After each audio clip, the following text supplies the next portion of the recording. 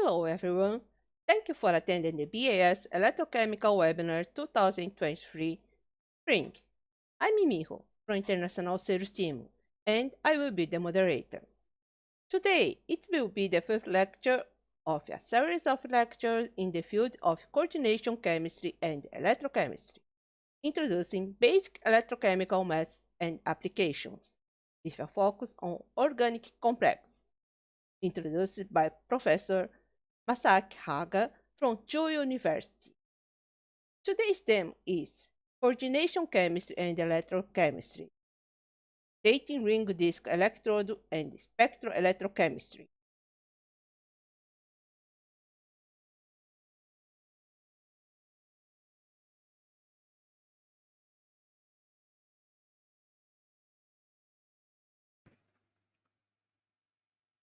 Hello, today I'd like to talk about a few addition and case study about rotating disk electrode first and followed by spectroelectrochemical technique.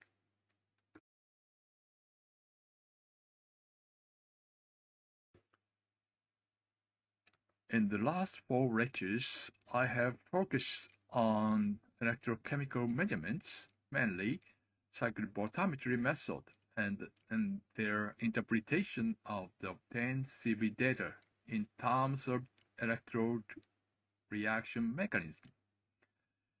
In the last lecture, I introduced voltammetry using the rotating disk electrode, which is a steady-state method. Today, as a first part, I would like to extend the application of rotating disk electrode and introduce you several case studies in more details. Then I move to the spectroelectrochemistry method, which is the marriage between electrochemistry and spectroscopy. In rotating disk voltammetry, the rotating disk acts as a pump which moves solution up from below and then out away from the electrode. The expelled solution is replaced by the flow normal to the electrode surface. As a result, the solution can be divided in two areas: the bulk solution, which is mass transport by convections, and the diffusion layer near the electrode. By the forced convections, thickness of the diffusion layers kept constant. At the diffusion layers, the concentration gradient is driving force, and Nernst equation hold. Therefore, the steady-state sigmoidal shape IV curve is obtained. Let's consider the O and R species redox reactions. When a solution contains only O species, at the positive potential regions, no current flow, because species R is 0. When the potential is moved to the negative directions, the conversion of O to R occurs, the net cathodic current flow, and then further negative potentials, whole surface O species is reduced and only R species present. As a result, the limiting current flow. On the other hand, for the solution containing both O and R mixtures, even at the positive potential R species oxidize, so the anodic current flow. When the potential is scanned to the negative directions, and both O and R become equal concentration, no current flow, and then further scan to the negative potentials, cathodic current flow. So both anodic and cathodic current flow.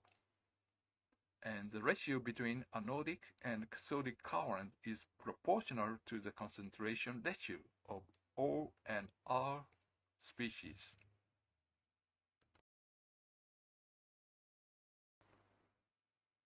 The steady-state voltammetry is useful for the measurement of the concentration of oxidized and reduced species. Here is one of the examples of oxidation of the neutral fission twist trimethyl phosphide tricarbonyl chromium complex, which is one of the geometrical isomers between fission and meridional forms. Oxidation of fission results in the cations, which is isomerized very quickly to the cationic meridional complex. This process is monitored using a rotating disk electrode. Before the addition of the chemical oxidant NOPF6, only the anodic current is observed. But as NOPF6 is added, the wave was shifted to the negative directions. In addition, both cathodic and anodic current for meridional complex are observed. And then the initial facial complex almost disappeared. And finally, only the cathodic current for the meridional complex is observed in figure D. This indicates that the cationic complex of the meridional complex react quickly with the original fission complex to form the meridional complex, and the anodic current of the meridional complex for oxidation are observed in B and C. Thus, whether or not a cross-reaction occurred in the EC-EC mechanism can be monitored using a rotating disk electrode.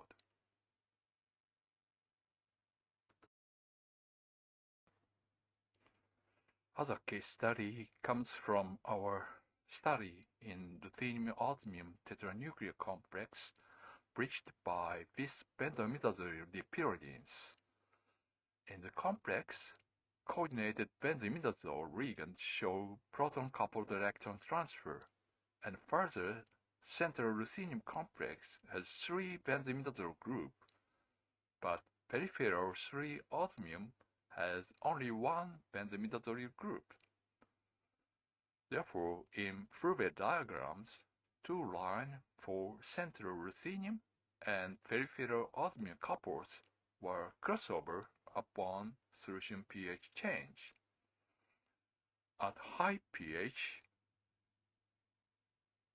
1 electron ruthenium 2-3 couple took place at first, followed by 3 electron osmium oxidation occurred.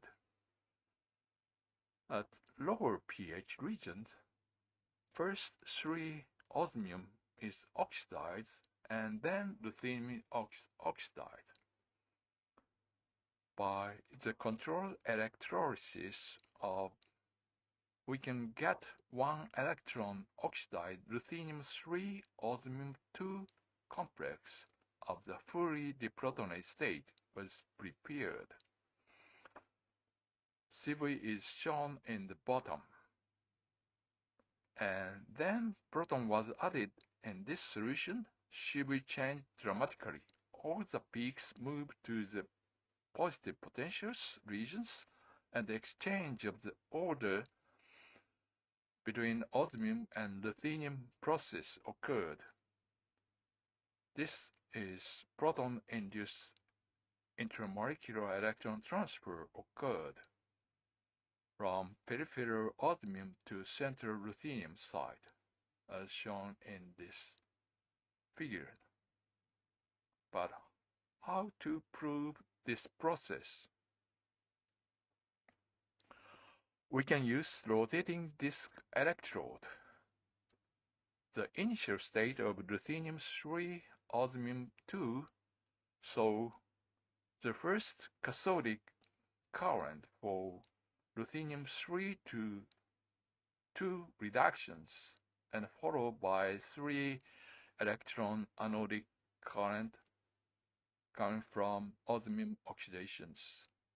When proton was added, all waves move to the positive potential directions, and the first wave corresponds to the 3 electron osmium process. We can observe 1/3 of cathodic current in addition to the anodic current which observed, and followed by ruthenium anodic current. This change indicates the reduction site move from center to peripheral osmium site. Therefore, this rotating disk voltammetry clearly shows the intermolecular electron transfer.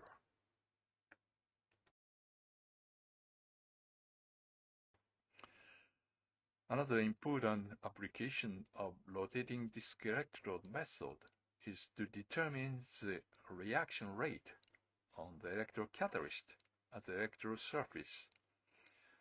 As an example, iridium Cl6 3- absorbed on the polymer vinyl pyridines PVP polymer membrane. This polymer membrane catalyzes the oxidation of iron 2+. At a slower rotating rate, the iron 2+ and iridium catalyzed reaction occurred, and only the oxidation wave of iridium is observed on the RDE. However, when the rotation rate increased, oxidation wave of iron 2+ is observed at the higher potentials, and limiting current increasing rotation rate. A straight line with slope and intercept is obtained using Kautsky-Levitch equations for different concentration of iron 2+. In particular, the value of the intercept at different bulk ion concentration can be used to determine heterogeneous electrode reaction rate at the electrode surface.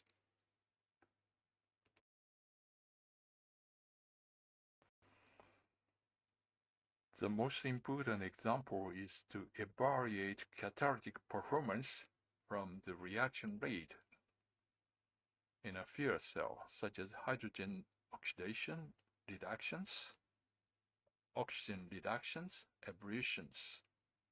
I pick up this data from these advanced material papers.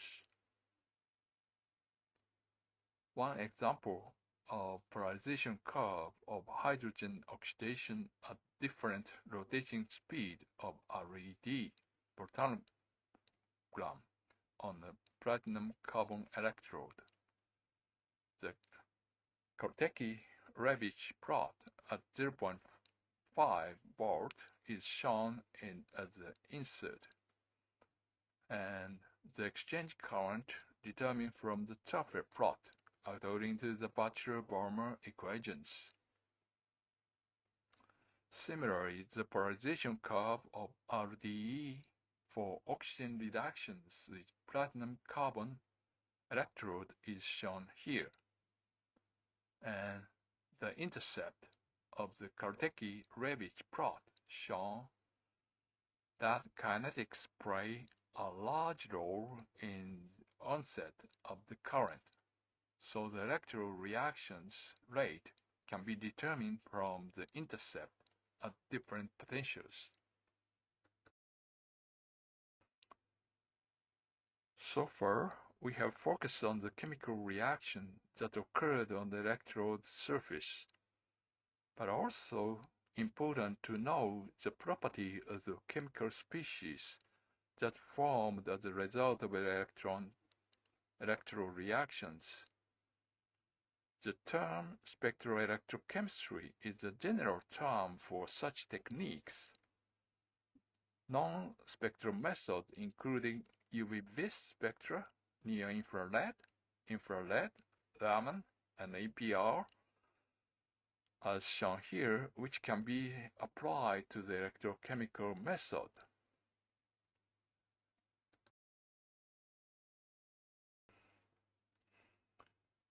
In spectroelectrochemistry, The wavelengths of the electromagnetic waves and timescales are important in spectroscopy.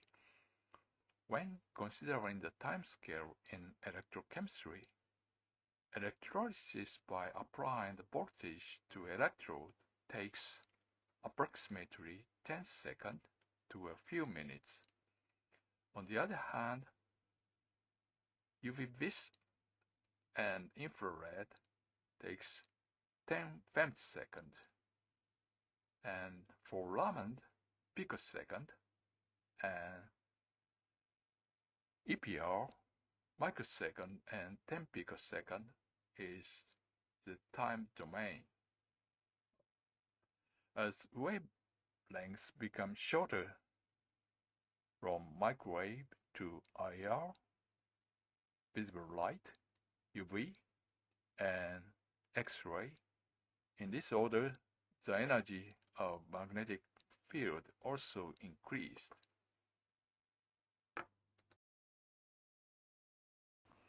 There are various modes of light incident depending on the cell used when measured with the spectroelectrochemistry SEC method. Some of them are shown here. Two main modes are transmissions and reflections. In the transmission method, a thin layer cell like B is generally used in combination with UV vis spectroscopy. In the case of A, which contain a large amount of solutions, electrolysis takes time and the effect of the diffusion cannot be neglected. When the absorption coefficient and absorption change is very small, parallel light or long waveguide cell is sometimes used in order to increase the cell length. For UV vis and IR spectroelectrochemical measurements, many different cell designs have been reported, but most commonly used cell is shown here. Modified, the normal 1 cm UV cell, a platinum mesh electrode is inserted into the narrow groove of the quartz cell at the bottom part, and counter and reference electrodes are inserted into the white top part of the cell. This cell is commercially available. The electrolysis time can be significantly shortened by decreasing the thickness of the electrolyte layer around the working electrode of the cell. Versatile optical transparent thin layer electrode OTTLE cell for UV vis and IR region is now available. Optical windows is used potassium bromide, calcium fluoride, quartz, or platinum mini-grid or platinum mesh electrode are used commonly.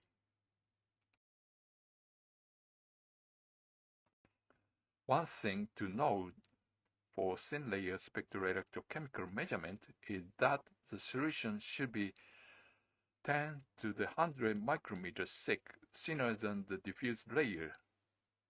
This will keep the electrolyzed chemical species from prevent diffusions and also suppress various side reactions. The other important point is that thinner the solution, the lower the absorbance, so the concentration of the solution needed to be increased. When measuring the near-infrared regions, the deuterium solvent is recommended to use. In addition, using the absorption spectra of the initial solution as a baseline, which calls the electrolysis as a different spectra, is also suitable for observing change and the presence or absence of the isospectric point. When light is incident under the condition of total refractions, light travels through the medium by repeated total refraction without going out. This phenomenon is called light waveguiding, and the medium used for this is called an optical waveguide.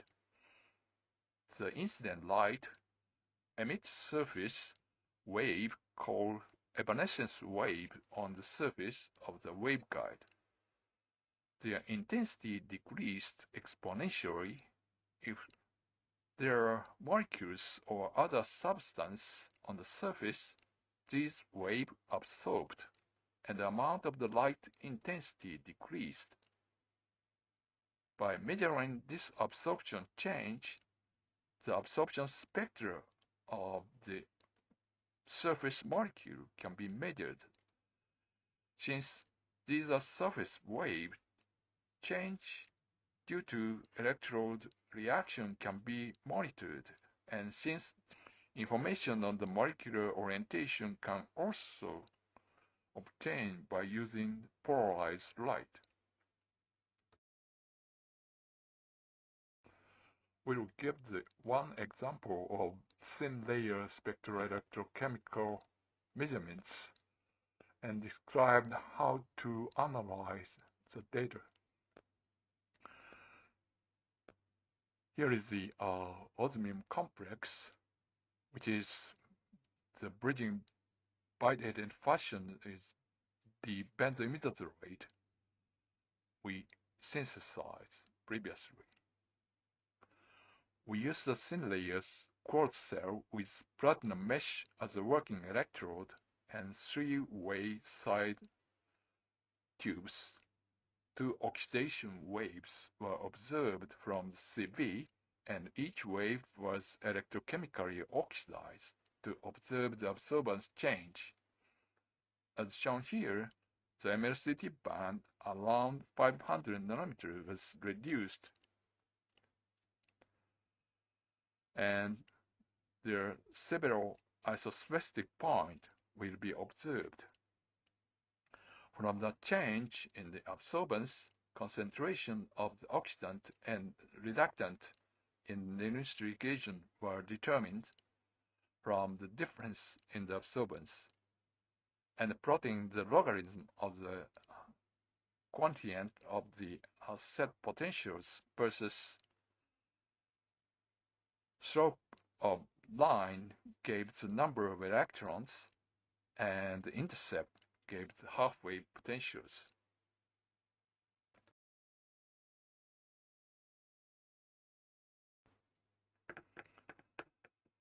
As discussed in the previous lectures on the EE mechanism, in a dinuclear ruthenium complex, the strength of the interaction between the metals is expressed as the difference between the first and second potentials. In the mixed balance state, forming in the middle of the EE process, there is a new transition to evaluate strengths of the interactions. The absorption band called intervalence charge transfer.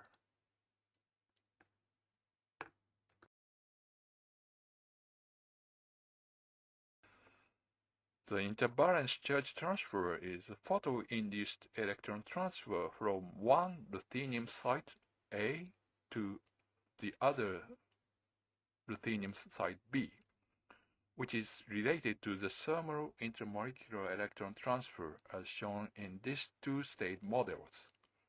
The electronic coupling between two ruthenium sites can be theoretically calculated from this equation based on the Hoosh theory.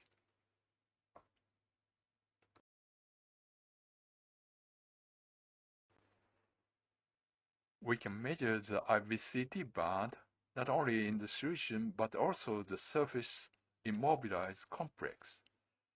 Here shows the ruthenium tetrapyridyl paraxenes or benzene bridged dinuclear complex immobilized on indium tin oxide conducting glass surface we call it ITO electrode. The CV shows two well-separated waves, and mixed balance state is clearly seen. The cell is homemade 3-electrode cell as shown here. The working electrode is modified ITO. Silicon rubber used as a spacer to separate the platinum wire and counter electrode. The color of the UV spectra corresponds to the arrow of applied potential shown in CV. Since the absorption change is so small, the differential spectra allow to see the spectral change clearly. Ruthenium NP complex, only MNCT around 600 nanometers bridging was observed.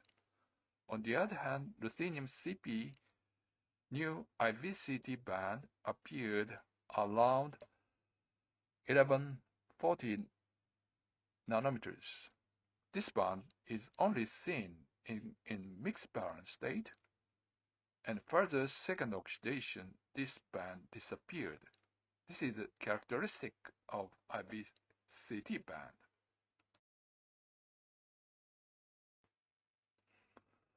Here again, I have to point out several comments for use the thin layer RSE measurements. At first, in thin layer cell, high ohmic resistance is present. Therefore, IR drop should be considered to set the potentials. The restricted diffusions and large potential gradient. Therefore, reference electrodes should be placed within the thin layer cavities, and on all three electrodes is located closer. Also, the high concentration of supporting electrolyte is recommended. Please use slower scan and stepwise electrolysis to reduce current.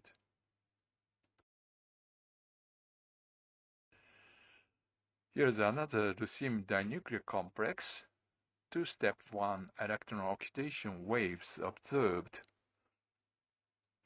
In this complex, ketone groups is present in the end of the compound, so the change of IR spectra also use not only the UV spectra change. And you can see the change on the IR spectra.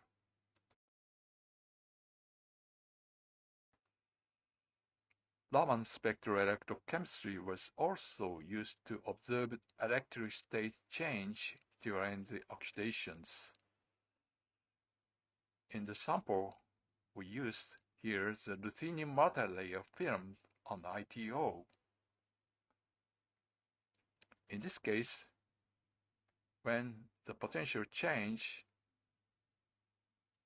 1000 to 1500 wave numbers regions showing the large change on the spectra, which correspond to the CC or CN double bond stretching mode change during the oxidations. In the case of electrochemical reactions, chemical species produced by one electron oxidation or reductions often formed radicals and paramagnetic species. Therefore, making ESR measurements are effective method for monitoring the reactions. However, DMF and acetylnitrides are commonly used in electrochemistry, which is high permittivity solvent, so direct loss occurred in ESR signal is hard to obtain. Therefore, it is necessary to design a thin layer cell instead of the ordinary electrolyte cell. The electric cell ESR cell designed by Oya is shown here, in which solvent layer is made very thin by using the ESL tubes with the gold wires wrapped around the working electrode. The electrolyte ESL signal of 9,10-dimethyl anthracene and dichromycin is shown here, in which multiple hyperfine line is observed, indicating dimerization equilibrium present. Another example is C68 fluorine encapsulated scandium nitride clusters. Fluorine are generally reduced to give multivalent anion. However, fluorine is an unusual example, which is oxidized to cations. The oxidation process to monocation is monitored by UV vis NIR, which shows the new absorption band at 100 wave numbers, and also EPR signals showing 22 multi-layer ESR signals, which this ESR signal indicate the three scandiums are symmetrically located.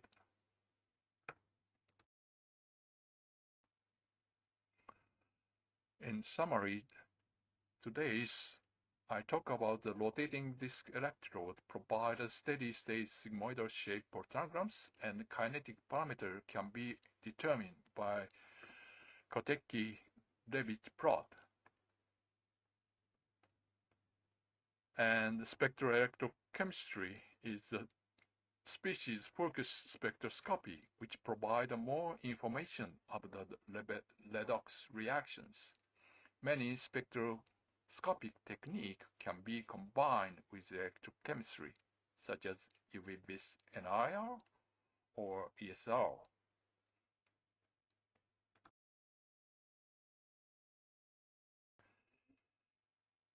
Here's the reference. Recently, there are many good reviewing papers, so I recommend to read on these references. Thank you for listening.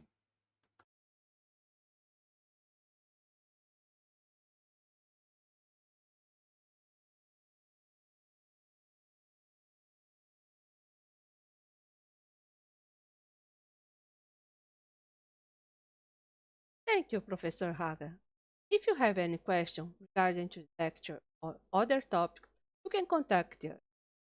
In addition, the movie of variety of topics you can watch here in the BAS channel, which you can follow and have access to the latest news.